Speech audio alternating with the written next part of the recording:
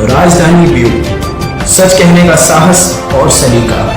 हम हैं आपकी आवाज, राजधानी ब्यूरो।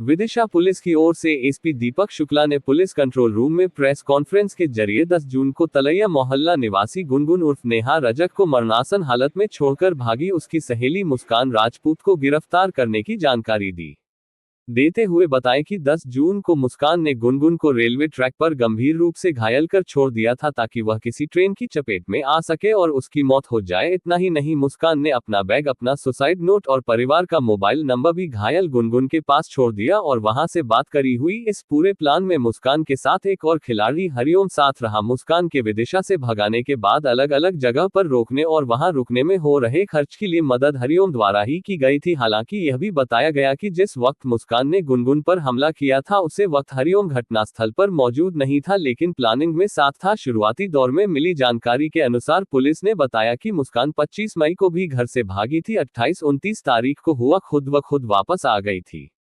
अपने परिवार से दूर रहने और खुद के नाम को खत्म करने के लिए बेकसूर गुनगुन रजक को अपना मोहरा बनाया, लेकिन गुनगुन बच गई और मुस्कान लंबे समय तक दिल्ली, मथुरा, वृंदावन, हरिद्वार और अन्य जगहों पर घूमती रही, जिसकी तलाश में विदिशा पुलिस भी घूमती रही। आखिरकार उसे कलबीना रेलवे स्टेशन पर जीआरपी की मदद से गिरफ्तार कर लिया गया। पुलिस द्वारा आरोपी की तलाश के लिए 10,000 रुपए का इनाम भी घोषित किया गया था।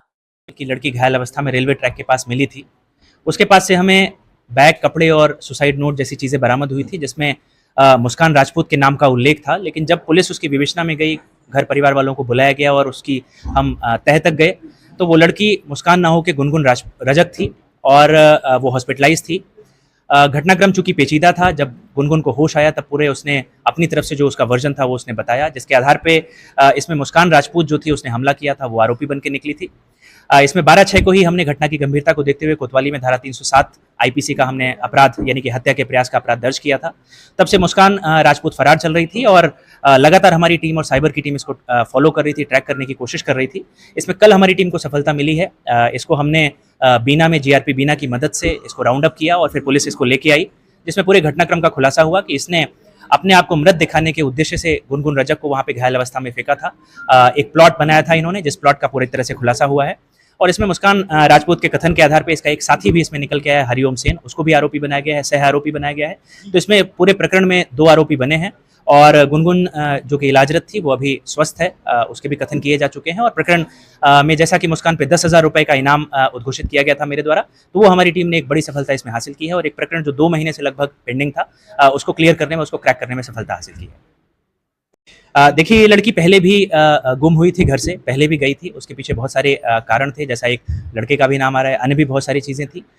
उसके बाद ये दोबारा ये सेकंड घटनाक्रम था जिसमें इसने और उसको बेहतर तरीके से प्लान करके और एक षड्यंत्र रचाने की कोशिश की। इसका उद्देश्य था यहाँ से दूर जाना, इसको कोई ट्रैक ना कर सके, इसलिए थोड़ा इसमें समय लगा, लेकिन अंत में पुलिस ने इसको सफलतापूर्वक डिटेक्ट किया, ट्रैक किया और गिरफ्तारी मिल लिया। देखिए, अभी तक जो प्राथमिक तौर पे हमारे पास जानकारी आई है, इसमें यहाँ से फरार होने के बाद ये दिल्ली, मथुरा, हरिद्वार, ऋषिकेश जैसी अलग अलग जगहों पे कुछ समय पे रही। ये जो लड़का साथ में है ये इसकी मदद करता रहा विभिन्न तरीकों से और अंत में फिर ये हमारे कस्टडी में आई है। करें, सब्सक्राइब करें, बेल आइकन को टच करना ना भूलें और अंत में शेयर कीजिए। Thank you.